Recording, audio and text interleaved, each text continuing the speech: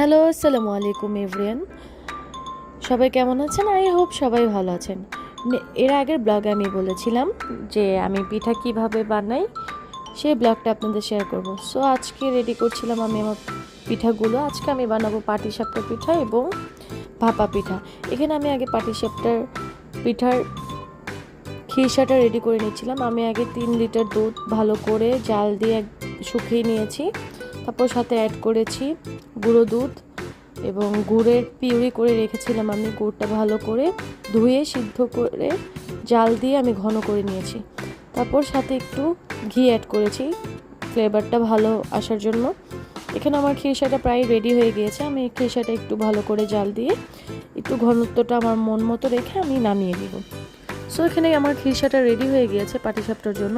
এখানে আমি এখন পিঠার পিউরিটা রেডি করব। এখানে আমি চালের গুঁড়ো নিয়েছি 3 কাপের মতো, সাথে হাফ কাপ ময়দা নিয়েছি এবং গুড়ের পিউরিটা নিয়েছি।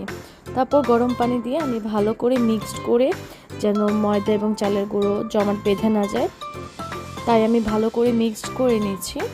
এখানে আমি আমার স্বাদ মতো আমি চিনিটা দিয়েছি, চিনি অ্যাড করিনি, সরি, আমি এখানে গুড়টা অ্যাড করেছিলাম। আমি আমার স্বাদ মতো মিষ্টি যতটুকু খাবো গুড়টা অ্যাড করে নিয়েছি।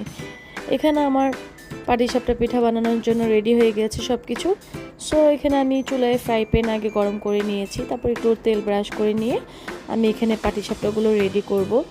আপনারা কিন্তু অবশ্যই আমার ভিডিওতে কমেন্ট করে জানাবেন আমার পাটিসাপটা পিঠাগুলো কেমন হয়েছে, এবং সাথে যে আমি ভাপা পিঠা বানাবো আমার পিঠাগুলো দেখতে কেমন হয়েছে আপনারা কিন্তু অবশ্যই জানাবেন।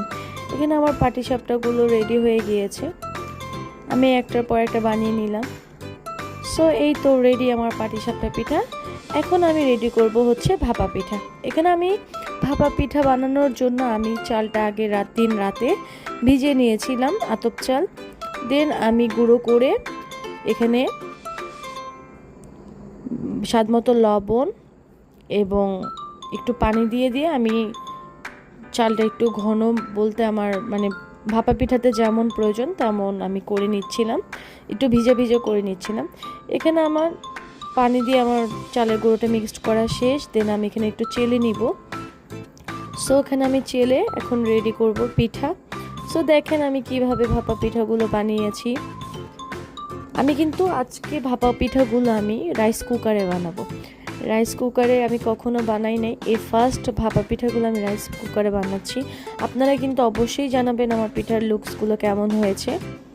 আমি আপনাদের জন্য চেষ্টা করব নতুন নতুন ভিডিও দেওয়ার জন্য। আপনারা অবশ্যই লাইক, কমেন্ট অ্যান্ড শেয়ার করে আমার পাশে থাকবেন। Thank you.